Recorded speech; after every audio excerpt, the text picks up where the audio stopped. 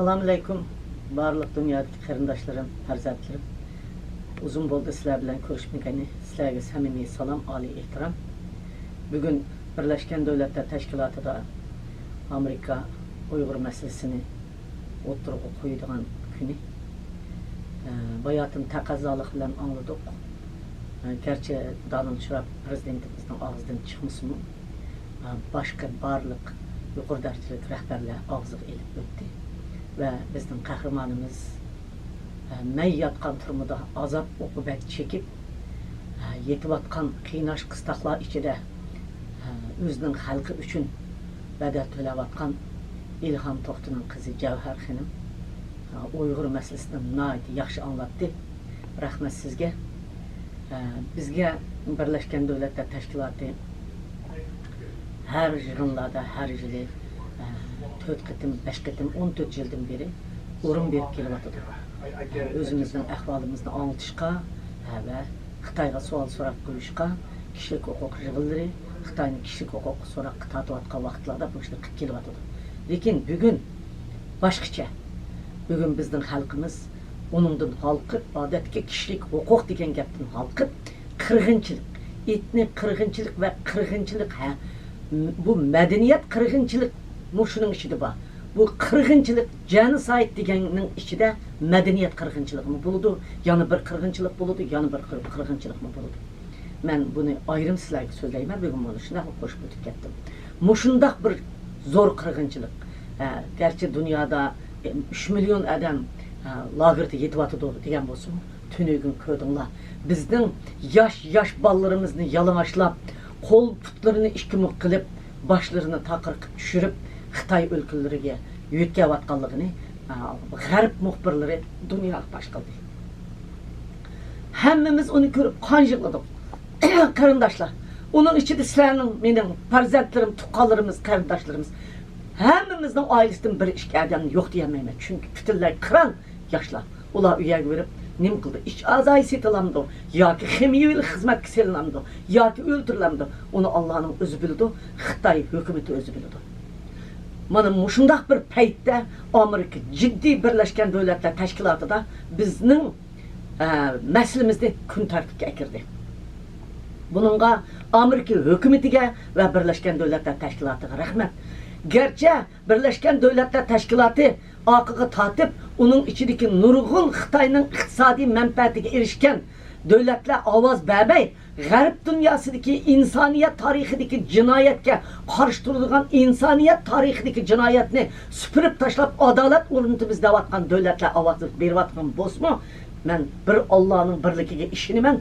Uyg'ur xalqi mushundaq dunyoning kun tartibiga akilishi va o'zimizning buning moslashishi orqali cho'qim yaqin kelgusida o'zining davlatini qaytarib oladi ve lagerdagi barliq qarindoshlarimiz lagerdan taqaydı, ölümden qutuludu deb ishinaman. Men bu umidni hargiz yo'qotmayman. Xalqim tugab ketadi degan bu jumlaga men qarshi. Uningdan keyin Uyg'urlar madaniyat qirg'inchiligi emas. Uyg'urlar etnik qirg'inchilik, rasmiy qirg'inchilik.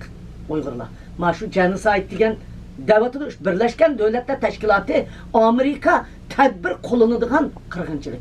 Mesela bir aileden 30'dan 40'dan 70'dan 100'dan adam kolga erinse 3 milyon emas hazır. Lagerda 8-9 milyon adam var. Turmada 3 milyon adam var. Onu qiynavatqanlar mı adam ey, sen adam ey, aş mening xalqimni qiynavatqan, sana o'xshash adam. Bugün bizning beşimizga keltirgan bo'lsang, ati sening beşing keladi. Sen shuni o'ylamay ashni qotsa. Shuning uchun dunyo bugün Uyg'urning beshiga kelgan kun bu tahdid Xitoyning ati bizning beşimizga keladi deb o'yg'andi qarindoshlar. Mana bugün Şangangda Boshbulat Tiyip ve Xolmurat G'ubur to'g'riliq Şangangning o'zida o'lim jazosini bekor qilish to'g'riliq Yaponiyada biz bilan namoyish chiqqan farzandlarimiz bütün Şanganglik oliy maktab o'quvchilari ve oliy maktab ustozlari hammasi faoliyat etib turibdi. Cho'ng namoyish o'tkazyapti. Qat'iy o'lim jazosini bekor qilish kerak. İlham Toxtu'nu qat'iy qo'yib berish kerak. Qarindoshlar, şu münasebet bilen ben bugün yana özümnin farzandlarimni sizlarga bütün dünyada özümlarning qilgan faoliyatinglarda mening farzandlarimning davosini qo'shib ettirishinglarni umid qilaman. Chunki men 20 yildan beri mening farzandlarim 5 yosh, 3 yoshga kirgan bolalarim ashlarning lager va turmalarida cho'ng bo'ldi. 25 yoshga kirdi.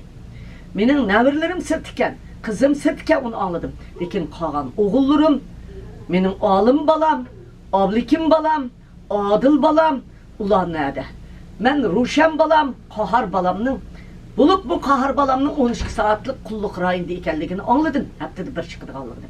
Lekin men hiç rast mı, yalgan mı onu bilmeymen. Nevirlerim, kelinlerim nim boldu, kiyoğalarım nim boldu, Vinsu'daki, Kucha'daki tuqqanlarım nim boldu. Men onu bilmeymen. Çünkü singlim Arzugulni lagerda o'ltirganligi xabarini anladım. Men onun için hazır tuttum, yığıldım, amalım olmadı. İnim Mehmet Turman akirib ketib, g'oyib bo'lib ketdi. Uning nima qilganligini bilmadim. Singlim Xalcham Xotanda 3 yildan beri lagerda yetib, chalı o'lik qilib doktorxonaga ochib tashlab qo'yganligini angladim. Butun dunyo xalqi va barliq kishiga faoliyat qilayotgan mening sabdoshlarim, mening bolalarimning turmadan chiqishiga, lagerning taqishiga yordam qilinglar va men Xitoy hukumatining boshpo'lat tiyib Halmurat G'opirni qo'yib berishini, o'lim jazosi bekor qilishni talab qilaman va sizlarning butun dunyodagi tashkilotlarning bu faoliyatni keng qanot yaydirib, bularni qutuldirib chiqarish uchun hammamiz birlikda safarbarlikka o'tishga taklif qilaman. Hammanglarga salom va oliy ehtirom.